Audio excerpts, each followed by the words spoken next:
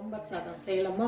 அதுக்கு முதல்ல ஒரு பொடி ரெடி பண்ணோம். அந்த பொடிக்கு 2 காஞ்ச மிளகாய், 1/2 டீஸ்பூன் வெந்தயம், 1 டீஸ்பூன் ஜீரகம், 1 டேபிள் ஸ்பூன் அளவுக்கு துவரம்பருப்பு, 1/2 டேபிள் ஸ்பூன் அளவுக்கு கடலைப்பருப்பு, ஒரு 1/2 டேபிள் ஸ்பூன் அளவுக்கு தனியா, எல்லாத்தையும் சேர்த்து முதல்ல கொஞ்சம் வறுத்துக்கலாம். இதெல்லாம் ஓரளவுக்கு சவுண்டு வறுபட்டதும் ஒரு 2 டேபிள் ஸ்பூன் அளவுக்கு டெசிகேட்டட் கோகனட், இது டிப் நம்பர் 1ன்னு வச்சுக்கோங்களேன். டெசிகேட்டட் கோகனட் போட்டால் ரொம்ப டேஸ்ட்டாக இருக்கும். அப்படி இல்லைன்னாலும் ஒன்றும் பிரச்சனை இல்லை. நார்மல் தேங்காய், கொஞ்சம் நல்லா முத்தின தேங்காயாக இருக்கட்டும், அதையும் போட்டு நல்லா செவக்க வறுத்துடணும் நீங்கள். அப்போ தான் அந்த டெசிகேட்டட் கோகனட்டோட டேஸ்ட் வரும். நல்லா செவக்க வறுக்கணும், செவந்து இருக்கணும். இது பாருங்க, போட்ட உடனே செவந்துச்சு பார்த்தீங்களா, அந்த மாதிரி வரும் இது. அவ்வளோதான். இதை எடுத்து வச்சுட்டு நல்லா பவுடராக ஆறினோடனையும் ஓரளவுக்கு பவுடராக பொடி பண்ணி வச்சுக்கலாம். இது டிப் நம்பர் 2ன்னு சொல்லலாம். 1 ஸ்பூன் குக்கரில் நெய் விட்டுட்டு நல்லா கழுவுன துவரம்பருப்பு, இதுக்கு பார்த்தீங்கன்னா 1/2 டம்ளர் அரிசின்னா 1/2 டம்ளர் துவரம்பருப்பு சேர்த்தணும். இந்த துவரம்பருப்பை கழுவிட்டு தண்ணி வடிச்சிட்டு இந்த நெய்யில் கொஞ்சம் நல்லா வறுத்துக்கணும் லைட்டாக. நம்ம அப்படியே வறுக்கலாம், ஆனால் அதான் துவரம்பருப்பு நிறைய மண்ணெல்லாம் இருக்கும்ல, அதனால கொஞ்சமாக நம்ம கழுவிட்டு நம்ம அதுக்கப்புறம் வறுத்தோம்னா கொஞ்சம் நல்லாயிருக்கும். இது கொஞ்சம் லைட்டாக இந்த தண்ணியெல்லாம் சுண்டிட்டு ஒரு மாதிரி வாசம் வரும். துவரம்பருப்பு கொஞ்சம் நல்லா வறுபட்டதும், தண்ணியெல்லாம் சுண்டி வறுபட்டதும் நம்ம அரிசியும் இது கூட சேர்த்தலாம். அரிசி வறுக்கணும் அப்படிங்கிற அவசியம் இல்லை, நான் சும்மா இது கூட சேர்த்துறேன். நம்ம அவ்வளோதான். நார்மலாக நம்ம எவ்வளோ தண்ணி விடுவோமோ சாதத்துக்கு, அதை விட 1 கப்பு கூட இருக்கணும் இதுக்கு. இப்போ நான் 2 கப்பு அளவுக்கு வச்சுருக்கேன்னு வச்சுக்கோங்களேன். இதுக்கு 2 கப்புக்கு நான் நார்மலாக 6 கப்பு ஊற்றுவேன். பட் இப்போ 7 ஊற்றணும், 1 கப்பு கூட சேர்த்து ஊற்றணும். அப்போ தான் சாதம் நல்லா குழஞ்சி வரும். அதே மாதிரி விசில் 5 விசில் விடுறோம்னா ஒரு 2 விசில் சேர்த்து விட்டுக்கணும்.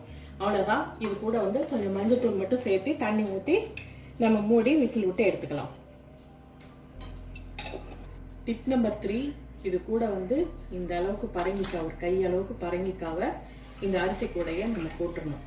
இதெல்லாம் ஒரு சீக்ரெட் மாதிரின்னு வச்சுக்கோங்களேன். இந்த சாம்பார் சாதம் டேஸ்ட்டாக வர்றதுக்கு இது ஒரு சீக்ரெட்டு. அவ்வளோதான். இதை மூடி வச்சு விசில் விட்டுருவோம். அதுக்கு இடையில ஒரு எலுமிச்சை அளவுக்கு புளியை நம்ம தண்ணி ஊற்றி ஊற வச்சுக்கலாம். ஊறட்டும் நல்லா. எந்த பாத்திரத்தில் நம்ம சாம்பார் சாதம் தாளிக்க போகிறோமோ செய்ய போகிறோமோ அந்த பாத்திரத்தையே நம்ம அடுப்பில் வச்சுட்டு நல்ல ஒரு ஸ்பூன் அளவுக்கு எண்ணெய் விட்டுக்கலாம். எண்ணெய் வேண்டியதில் இருக்குது. எண்ணெய் கொஞ்சம் லேசாக சூடானோடையும் நல்ல ஒரு கை அளவுக்கு சின்ன வெங்காயம் முழுசாகவே போட்டுடலாம். அது கட் பண்ண வேண்டாம். கூடையே பார்த்தீங்கன்னா ஒரு 1/2 பெரிய வெங்காயம், 1 பச்சை மிளகாய். பெரிய வெங்காயம் ஒரு இனிப்பு பண்ண கொடுக்கும் இல்லையா, அதுக்காக தான் அது. பட் சின்ன வெங்காயம் தான் டேஸ்ட் கொடுக்கும். கொஞ்சம் லைட்டாக வெங்காயம் வதங்கினதும், ரொம்ப வதங்கணும்னு அவசியம் இல்லை, ஓரளவுக்கு லேசாக வதங்கின உடனேயும் இப்போ நம்ம கருவேப்பிலையெல்லாம் எதுவும் போட வேண்டாம். சும்மா நம்ம கொஞ்சம் வாசனை கூடி கொடுக்கட்டும் அப்படின்னு நினச்சா 2 கருவேப்பிலை போட்டுக்கலாம். அதுக்கப்புறம் முருங்கைக்காய், கத்திரிக்காய், முள்ளங்கி, உருளைக்கிழங்கு, கேரட்டு, பீன்ஸு, உங்களுக்கு என்ன காயெல்லாம் இருக்குமோ அந்த காயெல்லாம் நீங்கள் போட்டுக்கோங்க. கொஞ்சம் எல்லா காயும் சேர்ந்து கொஞ்சம் நிறைய காய் இருந்தால் நல்லாயிருக்கும். எல்லா காயும் சேர்த்து நம்ம வதக்கிக்கலாம். இந்த காய் வதங்கிட்டோம். காய் எல்லாம் ஓரளவுக்கு வதங்கினதும் நல்லா ஒரு ஸ்பூன் அந்த அளவுக்கு சாம்பார் பொடி போட்டுக்கலாம். பார்த்து போட்டுக்கோங்க காரம். ஏன்னா ஏற்கனவே நம்ம பொடியிலையும் இருக்கிறோம், இதில் ஒரு பச்சை மிளகா போட்டுக்கோம், கடைசியாக காஞ்ச மிளகா தாளிப்போம். அதனால் அதை மட்டும் பார்த்து போட்டுக்கோங்க. இது கூட ஒரு 2 தக்காளியும் கட் பண்ணி சேர்த்துக்கலாம். ரொம்ப வதங்கணுன்ற அவசியம் இல்லை, ஓரளவுக்கு வதங்கினாவே போதும். கொஞ்சம் தக்காளி அங்கங்கே வெந்ததுக்கப்புறம் கொஞ்சம் தெரியற மாதிரி இருக்கணும், குழஞ்சு வரக்கூடாது. இப்போ இதெல்லாம் ஓரளவுக்கு வதங்கிடுச்சு இல்லையா, இது கூட தண்ணி விட்டு நம்ம காய்கறியை மட்டும் முதல்ல வேக வச்சுக்குவோம். காய்கறி உப்பு போட்டுடலாம். இதுக்கு தேவையான அளவுக்கு, காய்க்கு தேவையான அளவுக்கு மட்டும் இப்போ போடுவோம். அப்புறமா திரும்ப மறுபடியும் சாதத்துக்கு தேவையானாலும் அப்புறம் போட்டுக்கலாம். கொஞ்சமாக காய்க்கு தேவையான அளவுக்கு போட்டுக்கலாம். இது கூட தண்ணி ஊற்றி நம்ம வேக வச்சுக்கலாம். காய் வேகட்டும். காயெல்லாம் நல்லா வெந்துருச்சு. வெந்தோடையும் கரைச்சி வச்சிருக்கிற புளியை நம்ம இது கூட சேர்த்துக்கலாம். புளி நல்லா கொதிச்சு அந்த பச்சை வாசம்லாம் போகும் இல்லையா, அது போகட்டும். புளி நல்லா கொதிச்ச உடனேயும் வறுத்து அரைச்ச பொடி இருக்கு இல்லையா, இதை சேர்த்துருவோம். இதை கூட சேர்த்துட்டு இது சேர்த்ததுக்கப்புறம் கொஞ்சம் கேர்ஃபுல்லாக பார்த்துக்கணும், எல்லாம் அடி பிடிக்கும், திக்காகும். சாதத்துக்கு கொஞ்சம் தளராக இருக்கணும், அதனால் கொஞ்சம் தண்ணியும் கலந்துக்கிட்டால் தான் சரியாக இருக்கும். கறி போட்டோன்னே நல்லா திக்காகிடும் சாம்பார். அந்த மாதிரி தண்ணியும் கலந்துக்கும். அது கூட டிப் நம்பர் 4 கூட வெல்லம் தூள் நல்லா கொஞ்சம் ஒரு ஸ்பூன் 1.5 ஸ்பூன் அளவுக்கு வெல்லம் தூள் சேர்க்கணும். இது வந்து இந்த பொடி போட்டு கொஞ்சம் நேரம் கொதிக்கட்டும். ஓரளவுக்கு கொஞ்சம் திக்கானோனையும் வேக வச்சிருக்கிற அரிசியும் பருப்பையும் இது கூட சேர்த்து நம்ம கலந்து விட்டுறணும். நான் அதுக்கு முன்னாடி என்ன பண்ணேன்னா கொஞ்சம் எடுத்து விடுவேன் சாம்பார் மாதிரி இருக்கிறத.